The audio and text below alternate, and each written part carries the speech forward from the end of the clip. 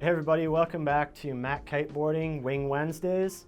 I'm Tucker, and today I'm going to talk with you about an exciting new wing for 2023-24 season, which is the CWC Strike 3. Or third, they're saying it in some of the marketing materials. This is the third version of this wing, essentially. They had the version 1 that kind of ran for a couple of years. It sort of morphed into like a quasi version 2 with different colors and things like that, but really it was a lot of the same model. So now they're saying this is the version 3, which also lines up with the Strike, which is a version 3 this year, so keeping things simple. This CWC this year has really been completely changed. There's a lot of differences versus the previous versions. And in this video, I'll tell you kind of about some of those changes, as well as my review personally and some advice on sizing. So if you're into that kind of thing, stick around and we'll give you all the nuts and bolts of it. All right, so first thing for the CWC, first thing I noticed pulling out of the bag is it's clearly a heavier duty build than previous years. As a heavier rider that likes to ride powered, that was a huge asset. I was really happy to see that. It means the wings are gonna last longer, hold their shape better, not really lose performance as quickly as they age. So somebody that's really beating on their wings and putting them into a high stress situation frequently, that was huge for me, just to get more longevity out of them, because let's be honest, wings aren't cheap these days, especially the big ones like the CWCs for light wind. So definitely a cool improvement there in terms of the longevity, but also I touched on it, the stiffness, the total rigidity of the wing and how it can carry load is much improved over previous versions. So when you're riding overpowered, you're really pumping into it, you get that crisp, tight feedback, and because the frame isn't flexing as much, it's not putting as much stress on individual areas of the canopy. And then the canopy's upgraded as it's even stiffer with new panel layouts to help reinforce those critical areas. So this is really just a big upgrade in terms of the total build of the wing from the material standpoint, right from the fabric, and then adding the additional panel layouts that I had mentioned, the radial panel layouts they're calling it, really just helps disperse that energy and making sure the canopy is getting uniform tension and not stressing areas and causing premature wear. So that's all awesome stuff moving forward. All a big thumbs up there. Getting into the handles, on the paper, they look the same. They are slightly different. They're just a tiny bit larger in terms of diameter, not really enough where I even notice other than knowing about it, but a small change there. And then they've been quote unquote rigidified, basically meaning they're just sewing in a flexible plastic support into that handle system. It's flexible, it's not a hard plastic, so it can't break, and it's not real solid and straight like you get from some brands, but just a flexible plastic in there that gives it a bit more direct response and a bit tighter handle feel, but still have that kind of semi-soft, fluid, easy to pack down, can't break, sort of a feel. So very much what you're used to if you're an F1 guy or gal, only slightly improved for more direct response and performance, I would say. In addition to that, the handles changed slightly in terms of their position. So in previous models, especially if you're riding overpowered or powered up, the backhand impulse was a little heavy. So you had maybe 60% of the pressure in your backhand and then 40 in your front hand. And this year, the new handle placement is much more set up to be neutral, which is like 50-50 in each hand, which in my estimation is a better, more ergonomic setup. Just feels less physical to ride. Your backhand doesn't wear out as much. And when you can just kind of put both arms out and lean into them without having to have extra in one arm, that just leads to an easier ride, a more kind of set it up and go kind of an impulse without having additional fatigue when you're out there riding. So again, me as a heavier rider, that's a huge benefit for me. But don't dismay, if you're a lighter rider, if you're somebody that doesn't ride as powered up, there's still plenty of real estate on those handles, and you can hold them anywhere. So it's still in a setup where you can definitely depower easily and ride comfortably as a lighter rider as well, and do, you know, a lot of damage that way. So you should be all good with those. Moving along into the real design work of the wing, so not just the materials or the physical changes on the wing, but the actual shape of the wing. For 2023-24 season, the CWC V3 has received a lot of attention to add performance, I would say.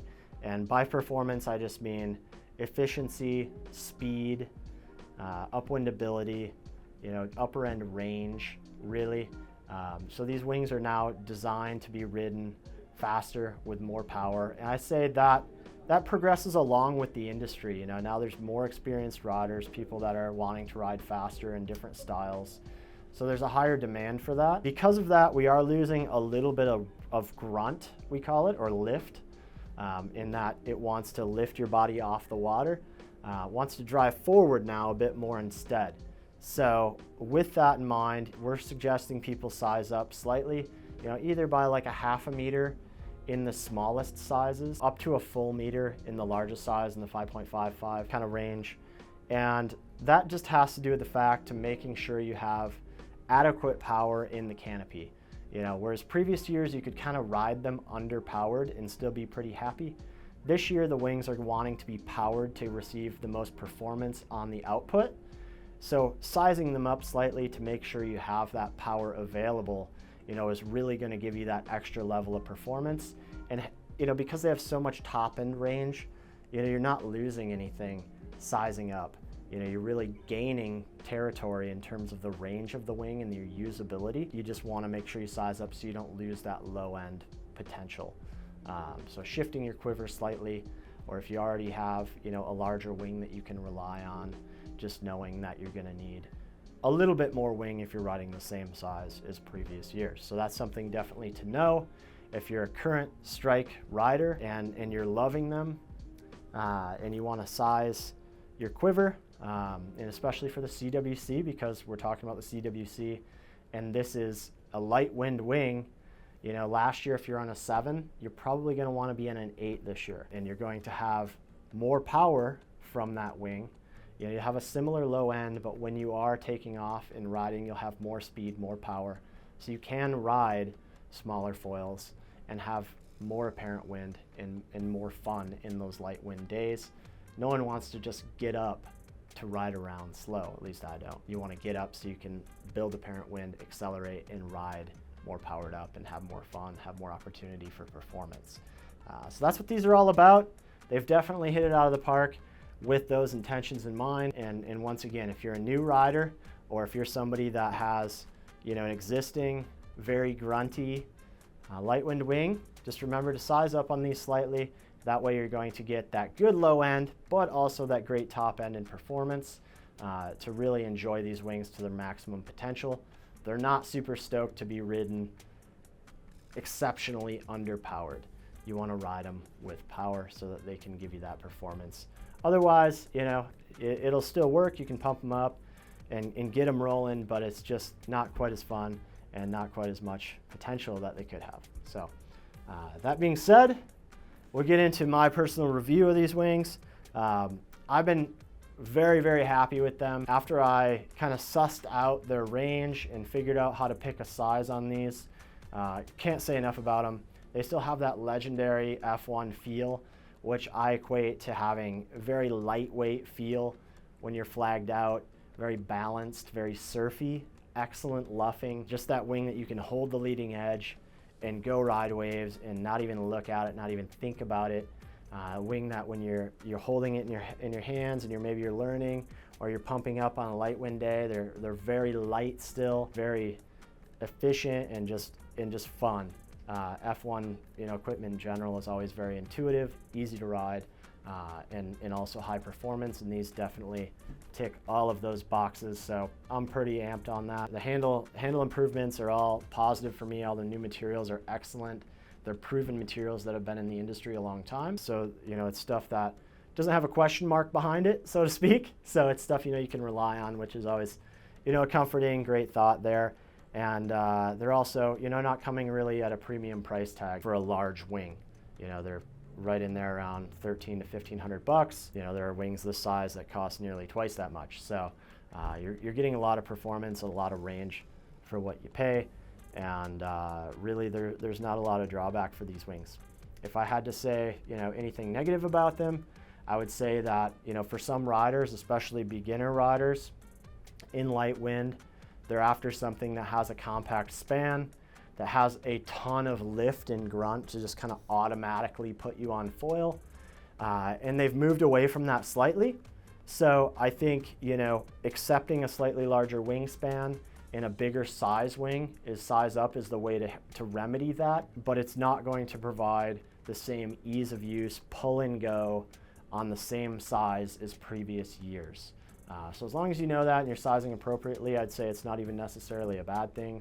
It is giving you plenty of range. You just need to know that info. But I do see, there are going to be people out there that are, underinformed about the changes to the new wing that could be disappointed if they're looking for that easy pull and go experience on, say, a 7 when they should be on an 8 as compared to the previous year. So that's my 2 cents on it. Hope you guys enjoyed it. If any of you guys have had any experience on these wings and you have any comments on that, put them in the comments section below. We'd love to hear from you. I'd love to hear your feedback on these as well. And maybe even share with us what quiver you're riding if you've had some time to suss that out and get that set up. We'd love to hear what you're riding out there. This has been Tucker with MACkiteboarding.com, and we'll see you next time.